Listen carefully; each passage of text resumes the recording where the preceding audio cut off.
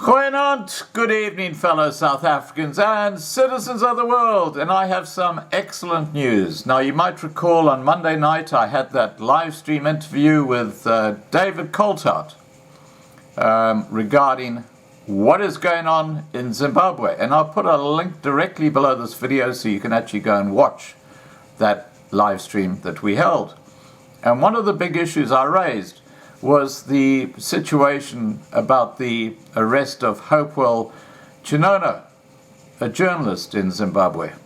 And you'll see, if you go to the link below, David Coltart's response. And during this live stream, David said to me that his son was actually fighting for the release of Chin'ono and other political prisoners under this tyrannical Zimbabwean government. Rather like the ANC in South Africa, isn't it? But there's some very good news, and I have the video attached here. Both Hopewell Chin'ono and a senior politician in the opposing party has been released on very strict conditions, but they have been released from jail after being held for 6 weeks by this absolutely basket case ZANU-PF political party. All right, guys, please remember to subscribe to be kept informed. Ring the bell for the updates. Please like this video. Please share this video. And above all, please stay safe. Bye for now. Chin'ono and opposition politician Jacob Ngarivhume have been released from prison after a high court in that country granted them bail. The court imposed strict bail conditions, which include being banned from using mass communication, such as social media, as well as surrendering their passports. Chin'ono and Ngarivhume were arrested in July following their promotion of a nationwide anti-corruption demonstration. The state charged them with inciting public violence. My spirit is not killed by this incarceration. A luta continua will never stop. Finally, a free man. The young politician spent more than 6 weeks in prison, and after 4 applications to both the magistrate and high courts, he was deemed fit to be released on bail.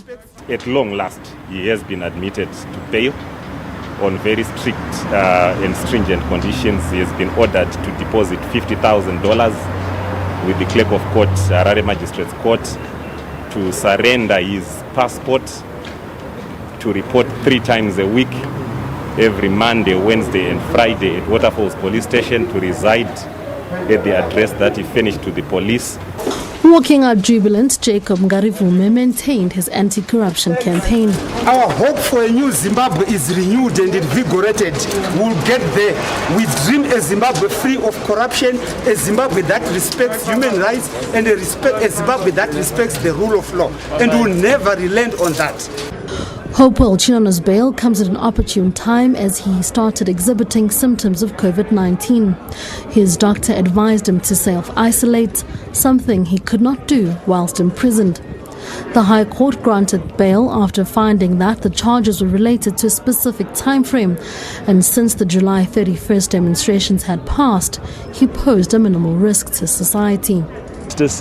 These bail conditions are extremely strict. We feel that they are overly stringent. They do even restrict his constitutional rights. Of course, that we disagree with. But at this stage, we are happy that he has been granted bail. Meanwhile, Chin'ono is still awaiting his COVID-19 results. He took the test on Monday. Nama Polani, SABC News. All right, let's chat a bit about that now. Zimbabwean academic Prof. Ibo Mandaza joins me now via Skype. A very good evening to you, Prof. Thanks indeed for your time. Good evening. How are you?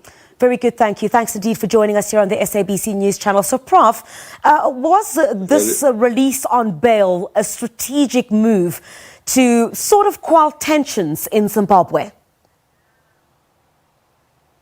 Yes, I think and I suspect that there was enormous pressure in the background, and not least from South Africa itself. I was in court myself, listening to the ruling or the same judge who refused him bail 2 weeks ago. And it's clear to me that there was no basis at all for having refused him bail in the first instance.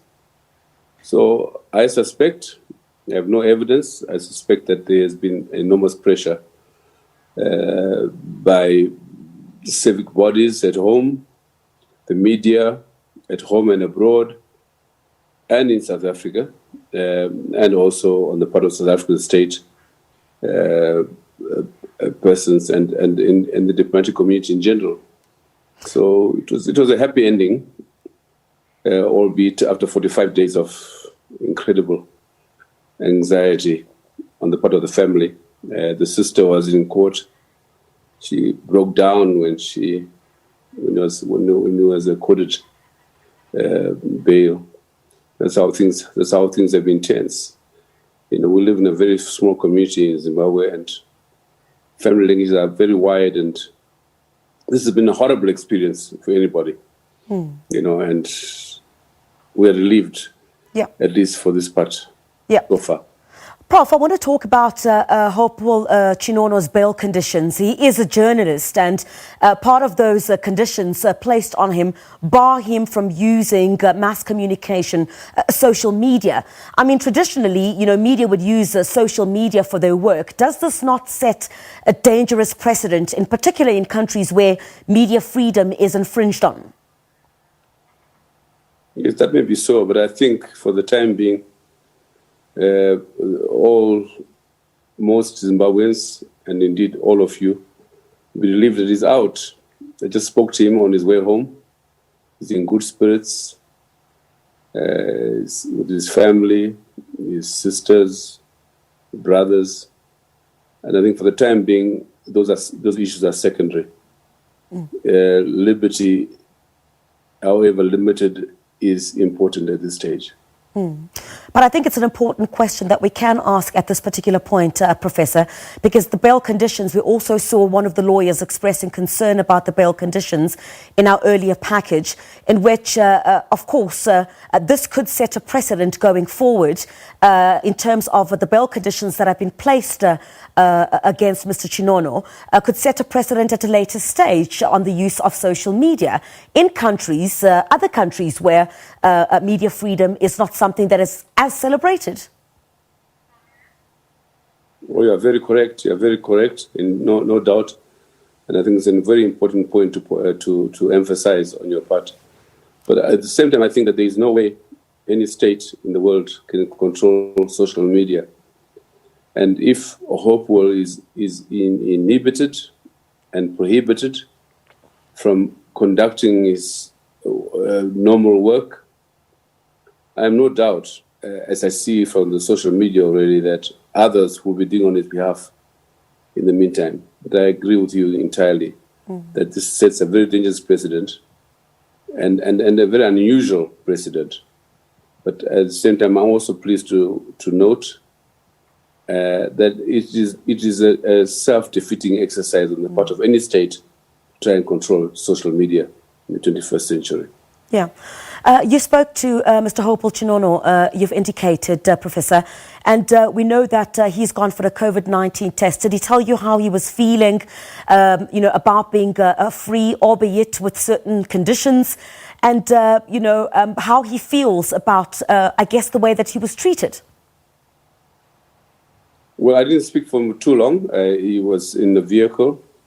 The bail was granted around just after 4 this afternoon, and I saw his lawyer, including Beatrice Mtetwa and others, running around desperately to get the file out and run around to pay the bail, $10,000 bail. So just about 10 minutes ago, I spoke to his sister, and then she handed the phone to him. So we had a bit of a laugh, in our language. I won't say what I said, but we had a good laugh. He was relieved, as all of us are, and for the moment, that's all that's important. And I guess, this is bound to instill some fear in how journalists do their work, spending so much time in jail. for what many have described as for the kind of work that Hopewell Chin'ono has done in your country? I don't think so. I think basically the media in the region, not only Zimbabwe, but even in your own country, South Africa, and everywhere, I think this is a major setback, a public relations disaster for the Zimbabwean state. I saw the comments, the editorials in South African newspapers in particular, but also in the British media, the Times, entitled "The Rogue Regime," and on the part of media, South African, the British media in particular, and its government, who were very supportive of Emmerson Mnangagwa after the coup, and in their own words in that editorial, that they were prepared to forget his culpability in the atrocities in the 80s, in the hope that he would redeem the Mugabe regime, and they say they are absolutely disappointed. And the site in particular, they clamped down on the media. Yeah. They clamped down on Hopewell Chin'ono, journalists who came to court, and Jacob Ngarivhume came to court in leg irons. You know, put up in Mexican. It was really most punitive, most cynical, and I think the Zimbabwe state has a lot to answer for, and a lot to answer they have lost in this whole game so far. Yeah, they've come out second best. All right. Yes. Prof, was fast running out of time, but, the late former President Robert Mugabe embarked on the land process. I want to address that particular issue with you now, which white farmers will now be compensated for. Is this a reversal of that, and what would be the implications of that? It's much more complex than that. Suffice to say the following. One is that it's a reflection on the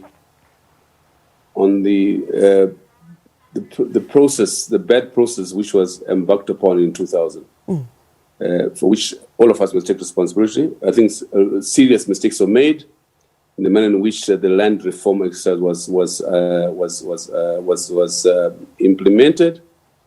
And for example, this particular case refers to properties owned by foreign nationals, white nationals, of course. Yeah. The British and so on and so forth. And these farms under the agreement, the PIPA, should not have been touched, but they were. And they were given out as were other farms owned by whites to our people, who justifiably received those properties. Yeah. And now, in Zimbabwe, government honoring its responsibility under those BIPA agreements means that the Zimbabweans who have, over the last 20 years, been enjoying the benefits of the allocation of that land to them, and now have to suffer. So you have a grand problem. I just spoke to 2 or 3 war veterans, comrades of mine, this afternoon. One of them told me, a diplomat, that yesterday a white farmer was on the farm, some out in Karoi, and warning her that she has to move out of the farm. And can you imagine some 4,000 of Zimbabwean, 4,000 or more, many of them war veterans, being told to leave the land on which they were allocated 20 years ago. It's a massive public relations disaster for the government of Zimbabwe, and I don't think they can recover from it. It's a mess, Prof. I think for the moment, yes. Prof, I'm afraid that's where we're going to have to leave it. Thank you very much indeed for your time. Zimbabwean academic, Prof. Ibo Mandaza, joining us from Zimbabwe. Thanks indeed, sir, for your time. Let's move on to other stories now.